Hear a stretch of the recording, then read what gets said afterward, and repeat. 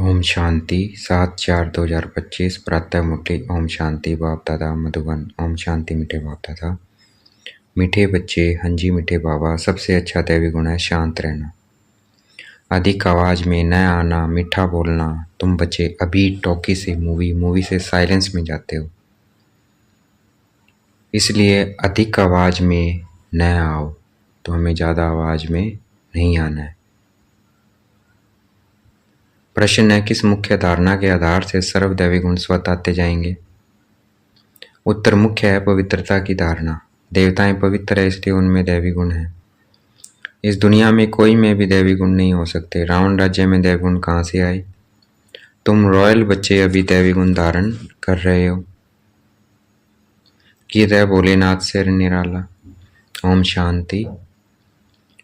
अभी बच्चे समझते हैं कि बिगड़ी को बनाने वाला एक ही है। भक्ति मार्ग में अनेकों के पास जाते हैं, कितनी तीर्थ यात्राएं आदि करते हैं। बिगड़ी को बनाने वाला, पतितों को पावन बनाने वाला तो एक ही है।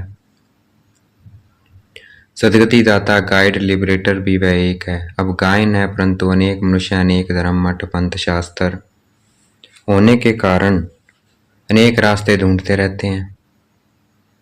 सुख और शांति के लिए सत्संगों में जाते हैं ना। जो नहीं जाते हैं वह मायावी मस्ती में ही मस्त रहते हैं। यह भी तुम बच्चे जानते हो कि अभी कलयुग का अंत है। मनुष्य यह नहीं जानते हैं कि सतयुग कब होता है।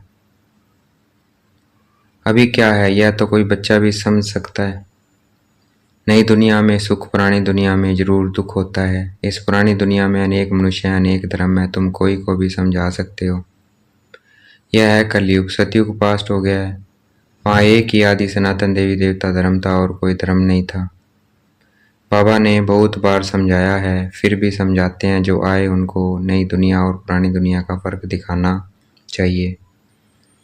भल वह क्या भी कहें, कोई 10,000 वर्ष आयु कहते हैं, कोई 30,000 वर्ष आयु कहते हैं। अनेक मतें हैं ना।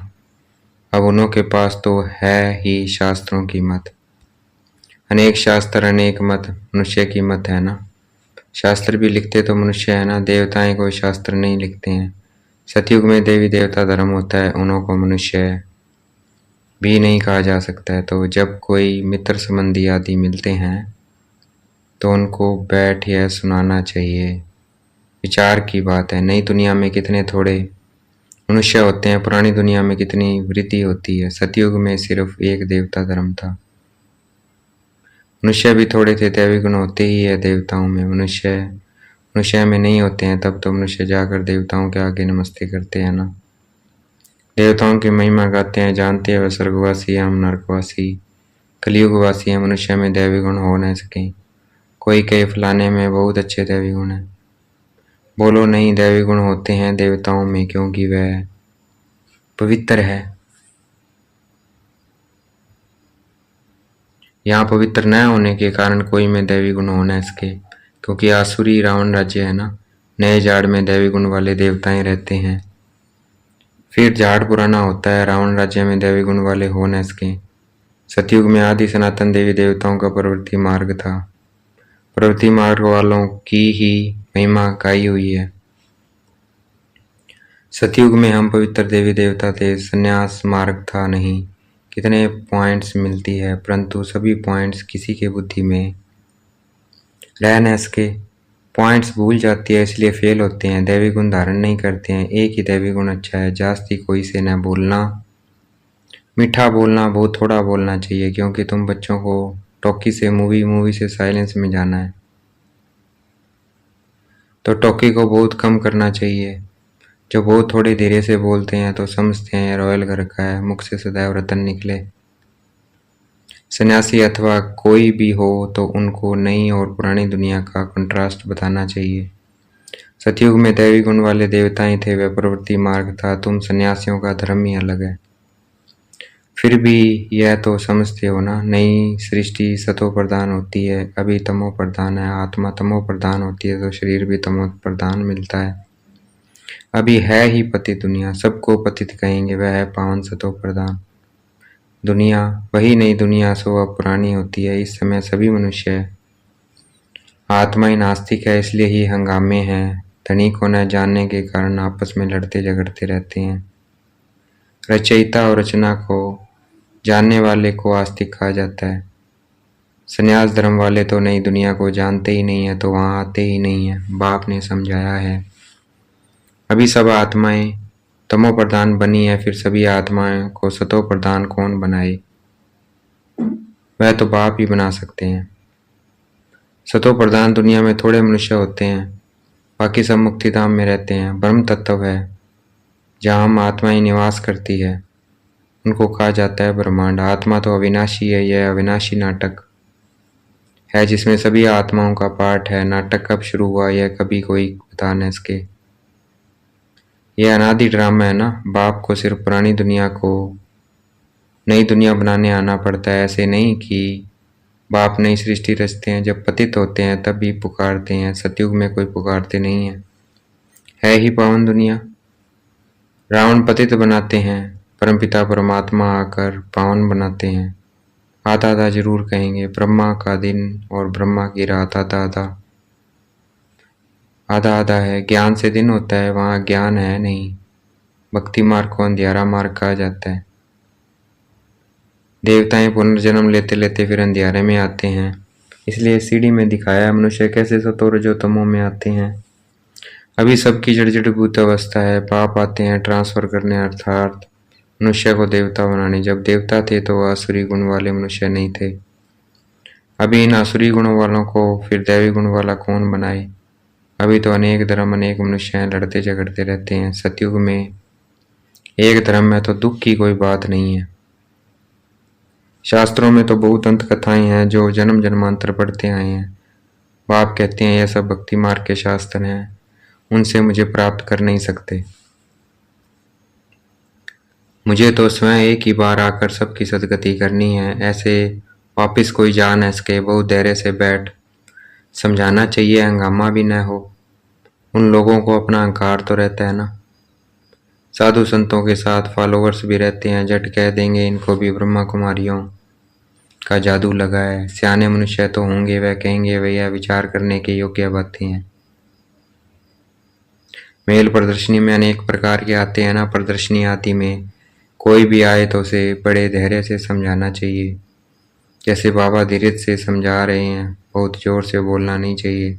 प्रदर्शनी में तो बहुत इकट्ठे हो जाते हैं ना, फिर कह देना चाहिए। आप कुछ टाइम देकर एकांत में आकर समझेंगे तो आपको रचयिता और रचना का राज समझाएंगे। रचना के आदि मध्यांत का कारण रचयिता बाप ही समझाते हैं, बाकी तो सब नेति नेति ही करके जाते हैं। कोई भी मनुष्य जान इसके ज्ञान से सदगति हो जाती है, फिर ज्ञान की दरकार नहीं होती है।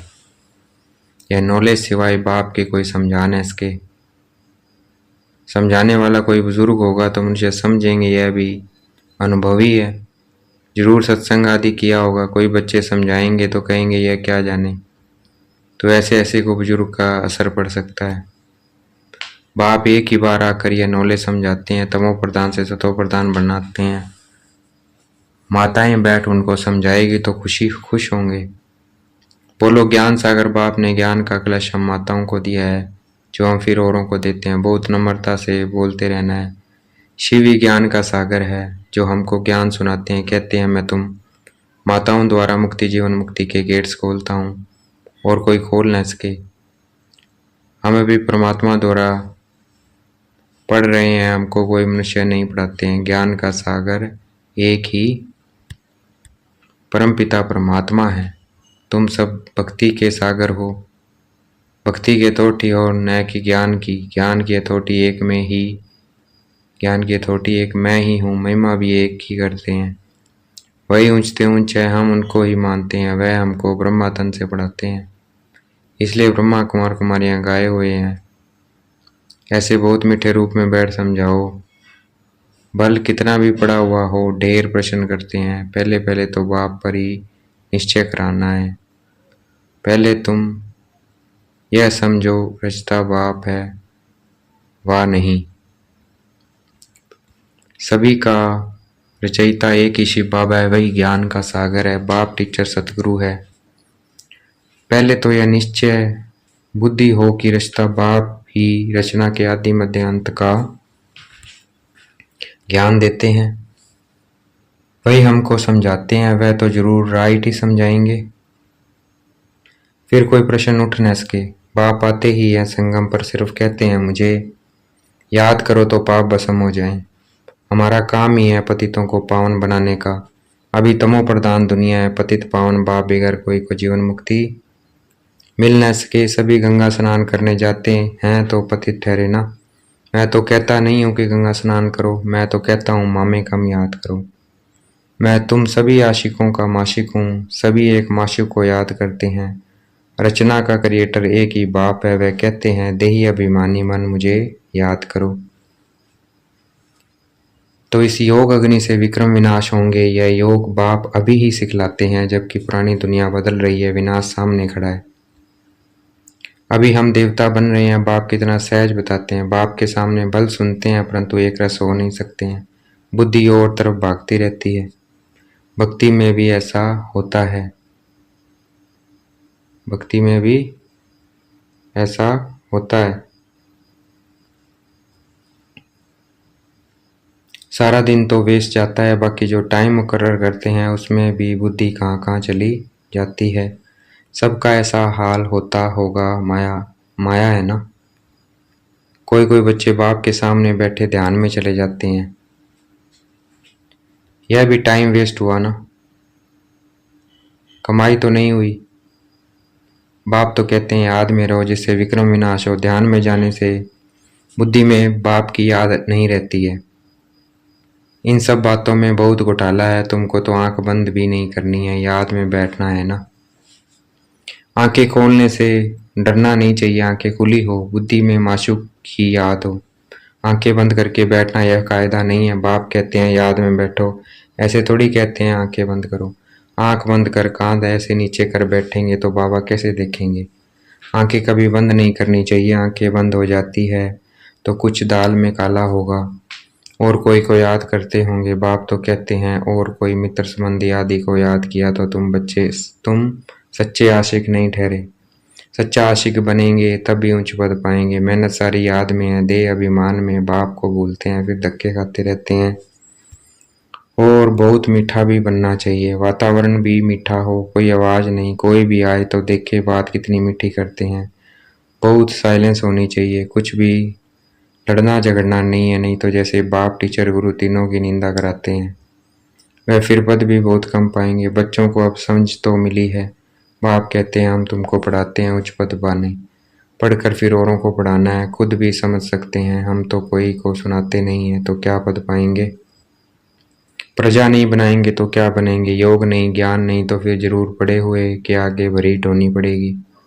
अपने को देखना चाहिए, इस समय नापास हुए, कम पद पाया तो कल्पांतर कम पद हो जाएगा। बाप का काम है समझाना, नहीं समझेंगे तो अपना पद भ्रष्ट करेंगे। कैसे किसी को समझाना चाहिए वह भी बाबा समझाते रहते हैं, जितना थोड़ा और आहिस्ते बोलेंगे उतना अच्छा है।